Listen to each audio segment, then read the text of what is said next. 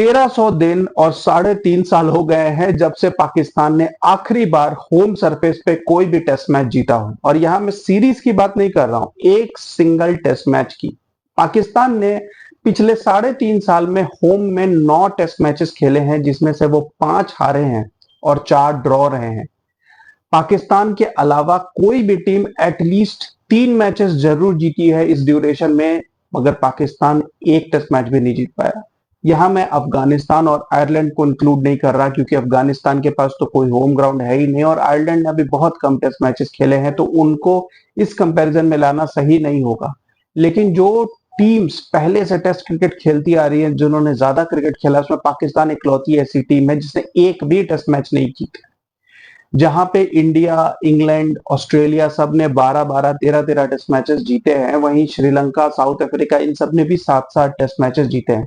Even West Indies और बांग्लादेश ने भी 3-3 टेस्ट मैच इस बीच अपने होम कंडीशंस में जीते हैं।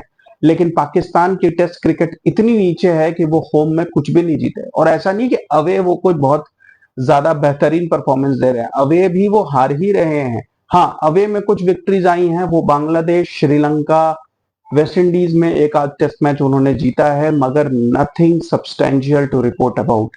और ये सब कुछ हुआ जब बाबर आजम कैप्टन थे। बाबर आजम की कैप्टनसी में ऐसा माना जाता है कि पाकिस्तान के सारे ग्राउंड्समैन को यही ऑर्डर थी कि बिल्कुल फ्लैट पिचेस होने चाहिए ताकि इंडिविजुअल रन्स बन सके। उनका ऐसे मानना था कि अगर अपोजिंग टीम इस पिच पे आउट हो गई तो हो गई, शायद गोरे ना खेल पाए, आउट हो जाए तो हम जीत जाएंगे, अदरवाइज नो प्रॉब्लम, जैसे चल रहा है चलने दो। इसी वजह से, इसी नेगेटिव माइंडसेट की वजह से ऑस्ट्रेलिया से हारी पाकिस्तान, उसके बाद इंग्लैंड से हारी, न्यूजीलैंड से सरवाइव कर पाई। लेकिन इस बीच में बैट्समैन ने अपने पर्सनल कुछ रिकॉर्ड्स बना लिए, एक आधी सेंचुरी बना ली, कुछ रन्स बना लिए और उसी रिकॉर्ड के बेसिस पे अपनी परफॉर्मेंस अच्छी करके आईसीसी रैंकिंग्स में आ गए। लेकिन ओवरऑल परफॉर्मेंस पुअर होती गई। यही वजह है कि पाकिस्तान इस वर्ल्ड टेस्ट चैंपियनशिप के साइकिल में 8th पर है, उनके नीचे सिर्फ वेस्ट इंडीज है। और वेस्ट इंडीज और पाकिस्तान के बीच एक सीरीज होनी है, जो अगर वेस्ट इंडीज जीत जाए तो पाकिस्तान लास्ट हो जाएगी वर्ल्ड टेस्ट चैंपियनशिप के साइकिल में।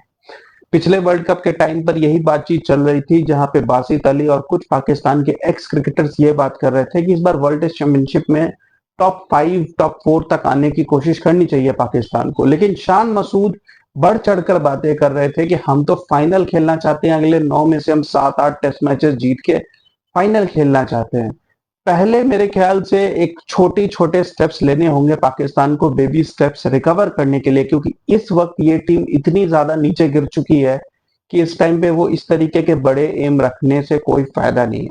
पाकिस्तान बांग्लादेश के बीच जो दूसरा टेस्ट मैच है वो रेन इफेक्टेड होने के बहुत हाई चांसेस, और अगर ऐसा हो गया तो वर्ल्ड टेस्ट चैंपियनशिप तो भूल जाइए, पाकिस्तान बांग्लादेश से होम में एक टेस्ट सीरीज हार जाएगा। आई थिंक इससे ज्यादा शर्म की बात इस वक्त किसी भी प्रॉपर टेस्ट प्लेइंग नेशन के लिए नहीं हो सकती। आपको ये भी बता दूं कि बांग्लादेश ने पाकिस्तान को ना सिर्फ होम में पहली बार हराया है, बल्कि ये ओवरऑल भी बांग्लादेश की पाकिस्तान के साथ पहली टेस्ट विक्ट्री है। इस वक्त वर्ल्ड में सिर्फ साउथ अफ्रीका और इंडिया, यही 2 ऐसी कंट्रीज हैं जिनको कि बांग्लादेश ने टेस्ट क्रिकेट में नहीं हराया है। उसके अलावा वो सारी कंट्रीज को हरा चुके हैं और पाकिस्तान के साथ उन्हें 14 टेस्ट मैचेस लगे इस विक्ट्री को अचीव करने के लिए। प्रेस कॉन्फ्रेंसेज में और पोस्ट मैच कॉन्फ्रेंस में भी यही सारी बातें हो रही हैं कि हमने तो प्रोएक्टिव अप्रोच लिया, हमने सही डिसीजन लिया। लेकिन ये बात हर कोई मैच के पहले बोल रहा था, सारे क्रिकेट एक्सपर्ट्स कह रहे थे कि आप ऐसा डिसीजन कैसे ले सकते हो कि एक पिच पे आप बिना किसी स्पिनर, बिना किसी प्रॉपर स्पिनर के उतर सको। टेस्ट क्रिकेट में एक प्रॉपर स्पिनर की जरूरत होती है। और पाकिस्तान की प्रॉब्लम, इनफैक्ट ये जो पाकिस्तान के रिकॉर्ड की मैं बात कर रहा हूं, उसकी मेजर रीजन यही है कि पाकिस्तान ने पिछले 3-4 सालों में कोई भी क्वालिटी स्पिनर प्रोड्यूस किया ही नहीं है। I think in my memory Yasir Shah वो लास्ट स्पिनर थे पाकिस्तान के जो एटलीस्ट इतना कैलिबर रखते थे कि अपनी बॉलिंग से कोई टेस्ट मैच पाकिस्तान को जिता सके। लेकिन यासिर शाह को भी बहुत, आई वुड से कि शायद उनमें 2 साल का क्रिकेट बाकी था, लेकिन जल्दबाजी थी दोस्तों और यारों को टीम में डालने की, तो यासिर शाह को बाहर कर दिया गया। और उसके बाद से पाकिस्तान ऐसी ट्रैक्स बना रहा है जो कम स्पिन फ्रेंडली हैं, लेकिन एटलीस्ट स्पिनर के रहने से एक मदद मिलती है। अगर आपको याद हो तो इंग्लैंड ने भी जब पाकिस्तान को पाकिस्तान में हराया तो इंग्लैंड भी 2 स्पिनर्स को लेके उतरा था। इंग्लैंड अपने स्पिनर्स की वजह से पाकिस्तान को हरा रहा है और पाकिस्तान जो होम टीम है वो कोई स्पिनर के बगैर उतर रही है। ये चीज समझ के बाहर है कि एग्जैक्टली पाकिस्तान अचीव क्या करना चाह रही है। नेथन लायन ने भी यहाँ पर ह्यूज इंपैक्ट डाला था। जब न्यूजीलैंड यहां आई थी और पाकिस्तान को प्रॉब्लम में डाला था तभी भी एजाज पटेल और इस सोधी ने जबरदस्त बॉलिंग की थी। तो ये सब देखते हुए भी क्यों पाकिस्तान के क्यूरेटर्स पिचेस को थोड़ा और स्पिन फ्रेंडली नहीं बना रहे और क्यों पाकिस्तान किसी स्पिनर को लेकर नहीं उतर रहा, ये विदाउट लॉजिक है।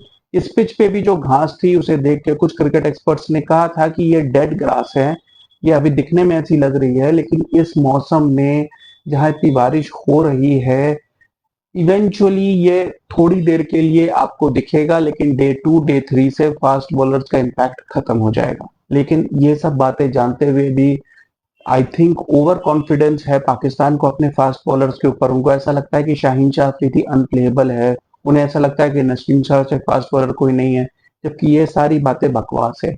पिछला वर्ल्ड कप हो, ओडीआई वर्ल्ड कप हो, उसमें हम देख चुके हैं नसीम शाह को भी यूएस के खिलाफ क्या सक्सेस मिली थी, शाहीन शाह अफरीदी ने यूएस के खिलाफ भी क्या कर लिया था जो अब एक्सपेक्ट किया जा रहा है कि ये फास्ट बॉलर्स वर्ल्ड क्लास है। मेरे ख्याल से ये फास्ट बॉलर्स अभी एवरेज भी नहीं रह गए, ना तो इनके पास पेस है, ना इनके पास स्विंग है, ना ही इनके पास वेरिएशन है। तो पाकिस्तान का होम रिकॉर्ड इतना ज्यादा हॉरिबल हो चुका है, इसमें प्लेयर्स मैनेजमेंट के साथ साथ ग्राउंड्समैन की भी गलती है। आई थिंक पाकिस्तान को स्पिन फ्रेंडली ट्रैक्स बनाने चाहिए और अबरार अहमद के अलावा भी जो 2-3 अच्छे डोमेस्टिक स्पिनर्स हैं उनको मैचेस में लाना चाहिए, तभी पाकिस्तान का होम रिकॉर्ड इंप्रूव हो सकता है, वरना it will keep getting worst. Keep watching guys, thank you.